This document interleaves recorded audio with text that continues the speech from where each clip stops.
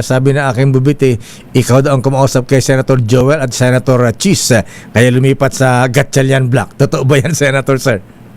Hindi naman sa ganun. Dahil ako naman, hindi ko naman pinagkakailan na ako'y malapit kay Senator Joel dahil ako ang naganyang Deputy Majority Leader nung siya'y Majority Leader ng ilang taon. Tapos si Chis naman, Escudero, nung siya po ay Senate President, ako rin ang kanyang Deputy Majority Leader. So, naging malapit kami. No? Hindi ko naman pinagkakailayan. Kaya kung may kailangan iparating sa kanila, yung sa grupo, ay pinararating ko. Hindi naman sa kinakailangan ko silang kumbinsin na lumipat ka. Pero ako'y messenger lamang dahil kumbaga higher ano na to no? Na kanilang, and to be fair, Lakay, Opo. decision po nila yan at saka wala ho concession. No? Wala akong nalalaman na may concession na, oy, yung ano namin, yung issue namin, yung sa amin ganito, posisyon. In fairness to the two, no? Kay Senator Escudero at Senator Villanueva, walang usapan tungkol sa walang tawag nito, kapalit. Walang pressure, walang kapalit.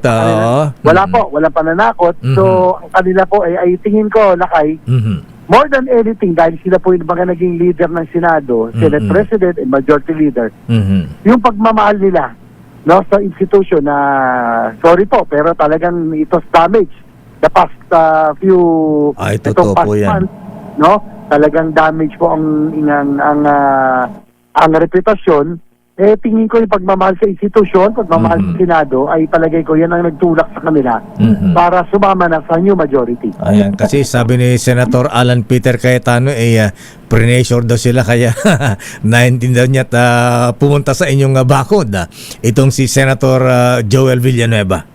Hindi naman po, alam po ni Senator Villanueva at Senator Escudero na wala hong pananakot, wala rin hong kapalit na concession o kung ano man para sila lumipat. In fact, Lakay, parang ako na yung naging tuloy ng lahat kahit nung simula dahil ako'y si Senator Alan Cayetano naman, nung siya po yung Senate President, siya po yung kaibigan din naman natin at ako nga yung dapat majority leader niya, ako yung naging tulay para sa kanya at sa mga dito naman sa minority, nung kami po yung nasa minority at maging sa Pangulo, yung kanilang unang beses na nag-usap, siya nagsabi sa akin, sabi niya, pare, pakisabi naman kay Presidente kung sakali.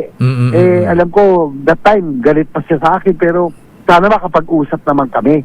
So, pinarating ko naman yun kay Presidente. No? Pinarating ko naman. At walang 1 linggo, 2 linggo, nagkaroon na sila ng meeting Nagkausap na sila. So, hindi naman pwedeng sabihin na ako yung naging instrumental lamang para ma-recruit yung dalawa para lumipat sa dito sa new majority. Kahit kay Senator Alan naman, siya SP, naging tuloy din naman ako sa ilang pagkakataon kay Pangulo at sa dating minority.